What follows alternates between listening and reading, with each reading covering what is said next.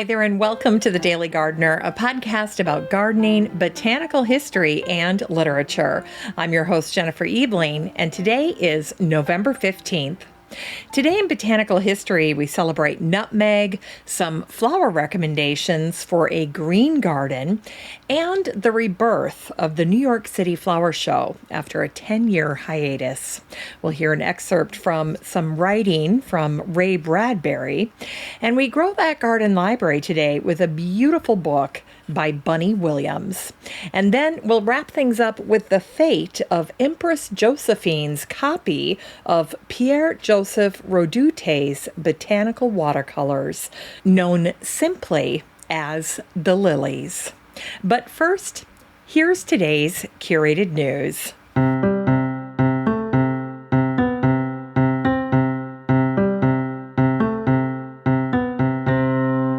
Today's curated news comes to us from The City, and this is an article from Rachel Holiday Smith, who is sharing the results of the very first New York City tree canopy study.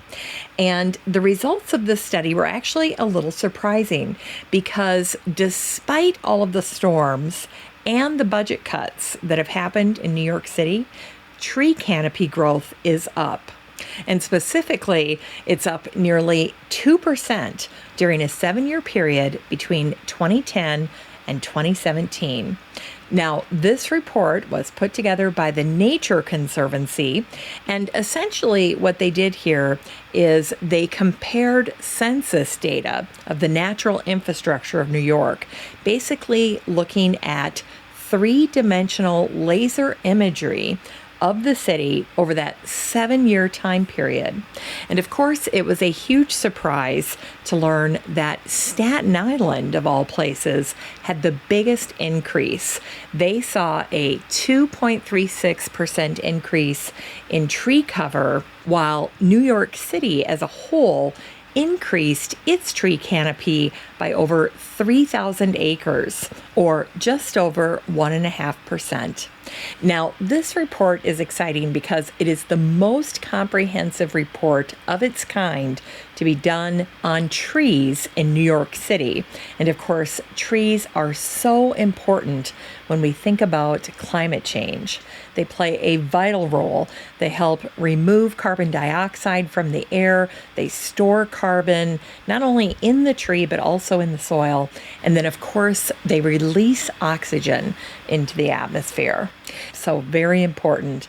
Now, one of the results that was most surprising to me about this study, in fact, I'm surprised that it hasn't gotten more publicity, is the fact that the area that had the greatest loss in tree canopy during that 7-year period was actually Central Park, an area that you would not expect to see loss. In fact, if anything, I thought that during that period you would see even greater tree canopy, especially since Central Park is so beloved and because it has so many folks dedicated to its upkeep and maintenance. So that was the shocker to me. But I challenge you, as you're thinking about your own garden, to think about your own tree canopy study. And you could easily do a very similar tree canopy study of your own property just by using Google Earth, because Google Earth is taking snapshots of your property at various points in time. And each of us individually can go and look at our properties and see how our own tree canopies are either growing or shrinking over various periods of time. It's an interesting little activity that gardeners can do during the winter. You know, we always talk about what do we do in the off season? How can we maximize that? Well, doing your own little tree study might be worth doing, especially if you are really into documenting the story of your garden or the story of your property. So consider that. And if you'd like to read this particular article on the first ever New York City tree canopy study, you can find it in the Facebook group for the show. Just head on over there, Go up to the little magnifying glass, search for the word tree, and this post will pop right up. If you're not in the Facebook group for the show, just know that you can join at any time. I'd be thrilled to have you join the group, and I look forward to meeting you there. All you need to do is head on up to the search bar in Facebook, where you'd search for an old friend and type in the words Daily Gardener Community, and then request to join. Answer a few questions, and then I'll admit you into the group. It's just that simple. All right, it's time for today's botanical history.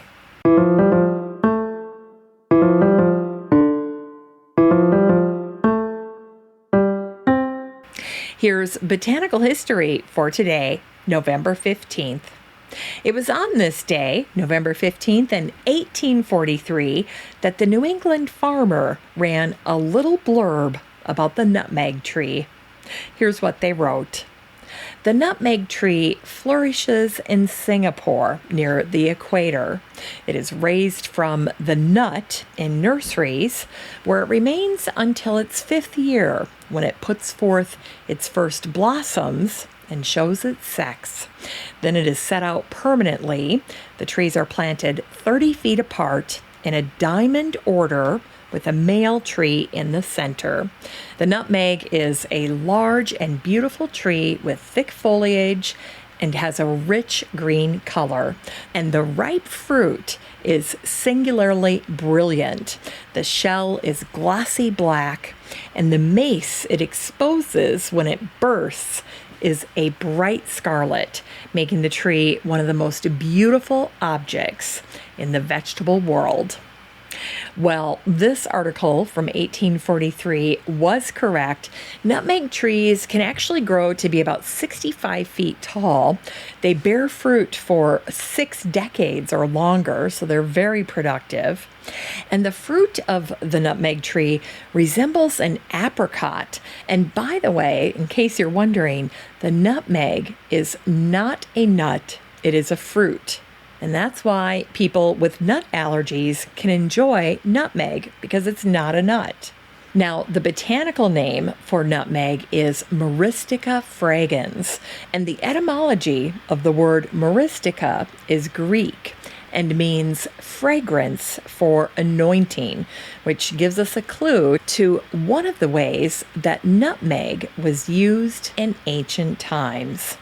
Now, you may have heard that nutmeg is actually illegal in Saudi Arabia, and that's because, according to the Journal of Medical Toxicology, nutmeg can be toxic, and in Saudi Arabia, they consider it to be a narcotic, and so it's not allowed anywhere in the country unless it's already incorporated into some type of pre-blended spice mix.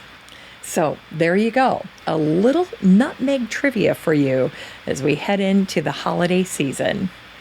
All right, and it was also on this day, November 15th in 1981, that Henry Mitchell wrote an article for the Washington Post that was called Blooms in the Boxwood, where he shared some of his favorite plants to grow in a primarily green garden, something he considered to be relatively boring if it only had boxwood and ivy. And so he came up with a list of plants that would look good in these boxwood and ivy gardens, and I thought I would share 3 of his recommendations with you. He shared many recommendations in a very delightful way. He wrote wonderfully about his flower recommendations, but I just hand-selected 3 for you. And so we'll start out with the Japanese anemone. Here's what Henry wrote about this plant. It abides a good bit of shade and never looks better than against a background of box and ivy. The delicate-looking but tough as leather flowers are like white half-dollars set on a branching stem about 4 feet high, with a yellow boss of stamens in the middle. Its leaves all spring from the ground like large green polished hands, so it looks good from spring to fall, and in winter you tidy it up and the earth is bare. And then he adds, sprigs of the native red cedar or holly can be stuck in. Now, another plant that Henry recommended for the ivy and boxwood garden is bugbane. And regarding bugbane, he wrote, named for its supposed baneful effect on bugs, its foliage is as good as or better than that of the anemone. And in October, it opens its foxtail flowers, a quite thin fox, admittedly, on firm, thin stems, waist to chest high.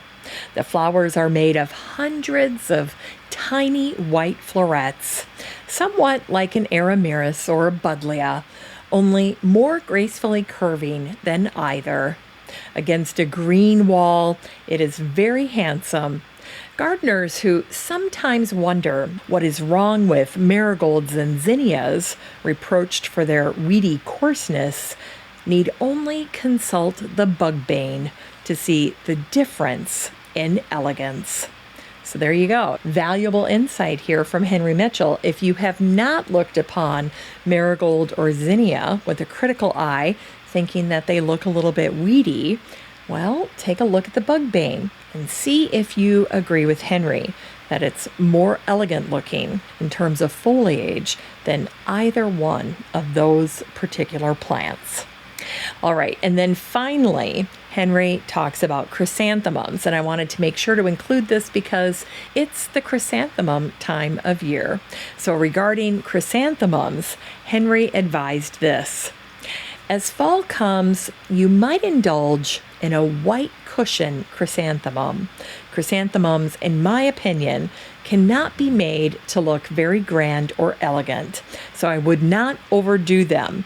Of course, they are fine for specialists who like to grow hundreds of different sorts, but I am speaking of just a green garden with a touch of white. Then you come again to the white Japanese anemones and the bugbanes. And so then full circle. But of course, there are many more other flowers that Henry recommended in his article back in 1981. Well, we fast forward 3 years to this day, November 15th in 1984, and it was on this day that the New York Times announced the return of a spring flower show for the city of New York. Here's what it said. The International Flower Show ended after over 10 years of exhibiting in the Coliseum because of increasing costs and the demise of estates that recruited their garden staffs to create and grow exhibits. And so in 1985, there was set to be a brand new flower show, and it was going to be in a space that had 60,000 square feet as opposed to the old 200,000 square feet that was provided in the old location. But one advantage of the new space is that instead of being on multiple floors, the new venue would just have the flower show on one floor on the main level. Larry Pardue, executive director of the Horticultural Society of New York and the sponsor of the show, said it will be unlike any show in the country. Rather than view a series of small gardens, visitors will be totally immersed in two huge gardens, 76 feet by over 100 feet long, and it will be designed to be an emotional experience. Well, by all accounts, the 1985 flower show was a huge success. It was visited by more than 83,000 people. And after this tremendous comeback of the flower show, Larry Pardue was promoted to a job in Sarasota, Florida. He became the executive director of the Marie Selby Botanic Gardens, which specializes in orchids, bromeliads, and other epiphytes. It's time for today's Unearthed Words.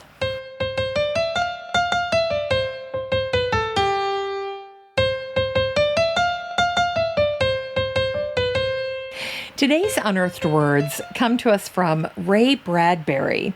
This is an excerpt from his story called The Foghorn. One day, many years ago, a man walked along and stood in the sound of the ocean on a cold, sunless shore and said, "We need a voice to call across the water to warn ships. I'll make one. I'll make a voice that is like an empty bed beside you all night long, and like an empty house when you open the door, and like the trees in the autumn with no leaves. A sound like the birds flying south, crying, and a sound like November wind and the sea on the hard, cold shore. I'll make a sound that's so alone that no one can miss it, that whoever hears it will weep in their souls, and to all who hear it in the distant towns. I'll make me a sound and an apparatus, and they'll call it a foghorn, and whoever hears it will know the sadness of eternity and the briefness of life." The foghorn blew.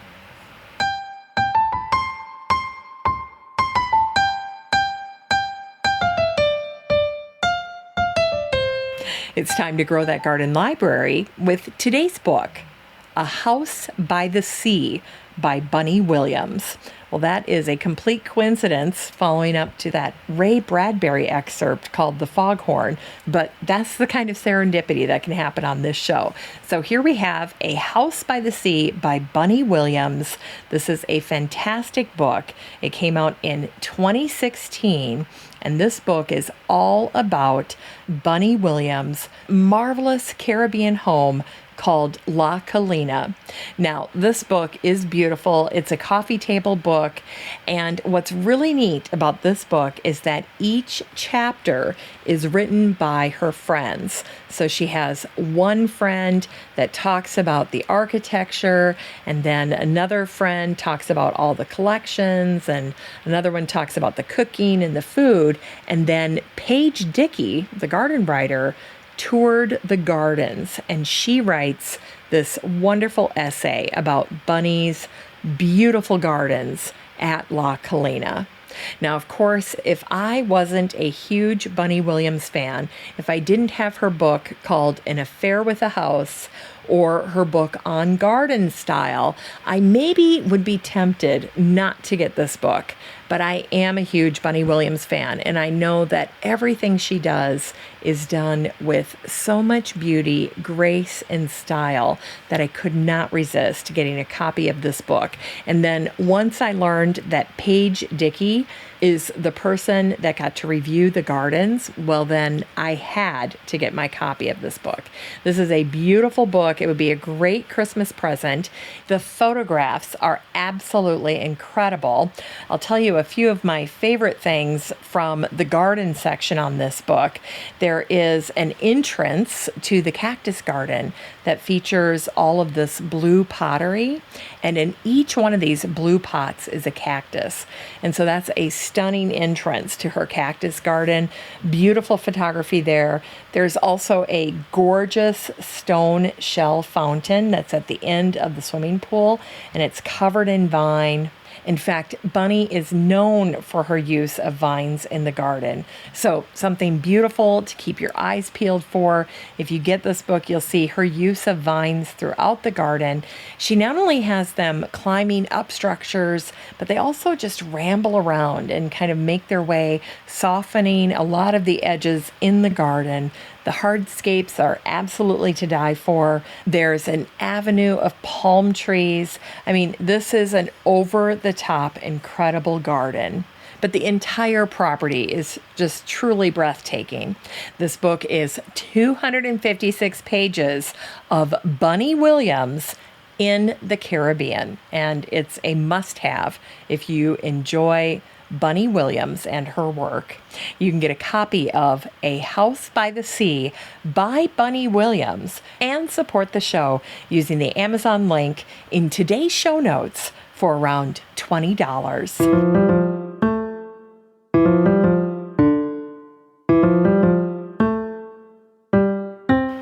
Finally, here's something sweet to revive the little botanic spark in your heart.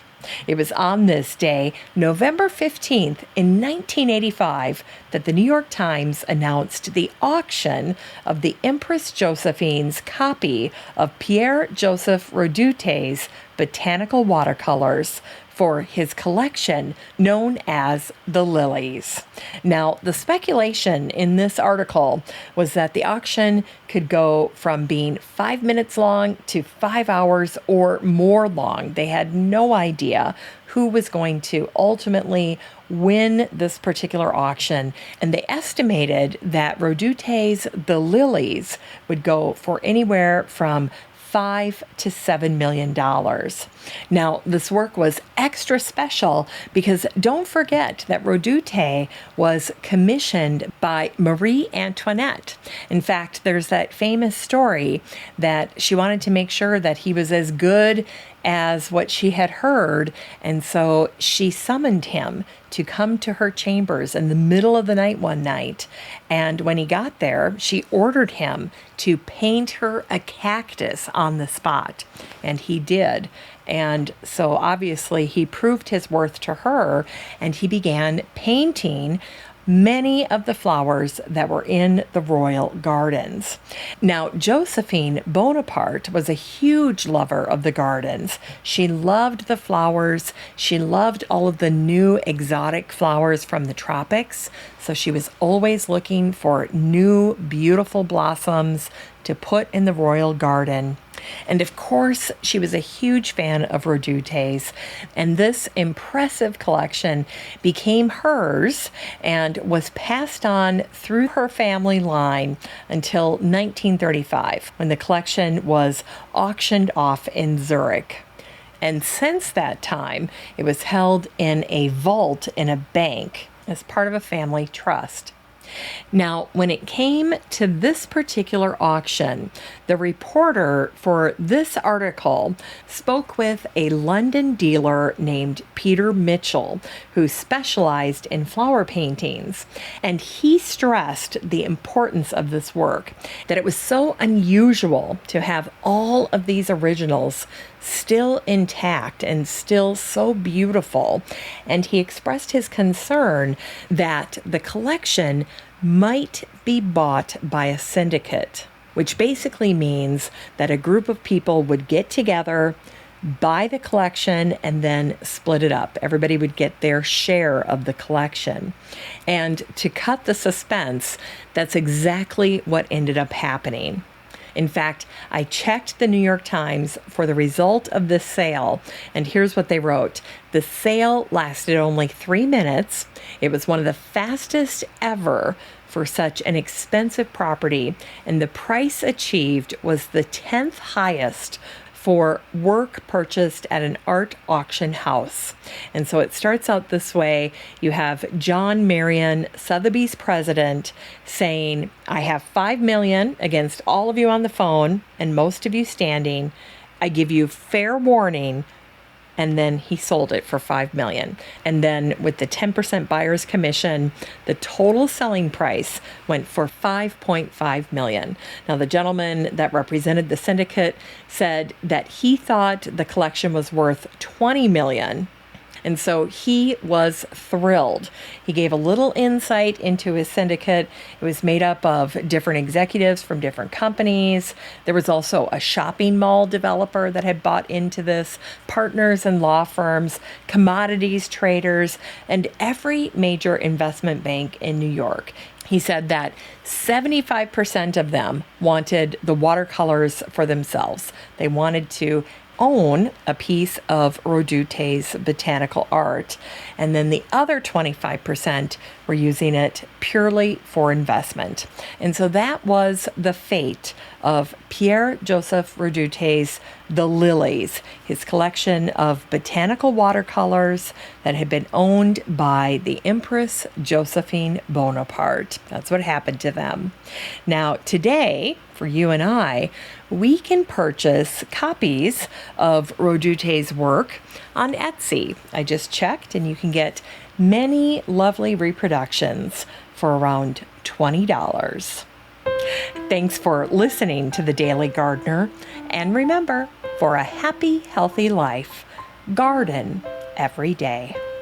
The Daily Gardener is produced in lovely Maple Grove and Wyoming, Minnesota. If you want to read today's show notes, just head on over to thedailygardener.org. And while you're there, be sure to sign up for my free Friday newsletter. And don't forget that you have a standing invitation to join the free Facebook group for listeners of the show. Just search for Daily Gardener Community the next time you're on Facebook and request to join. Last but not least, you can always get in touch by emailing me at jennifer@thedailygardener.org. I'm your host, Jennifer Ebling, and as always, have a great day in the garden, and we'll see you tomorrow.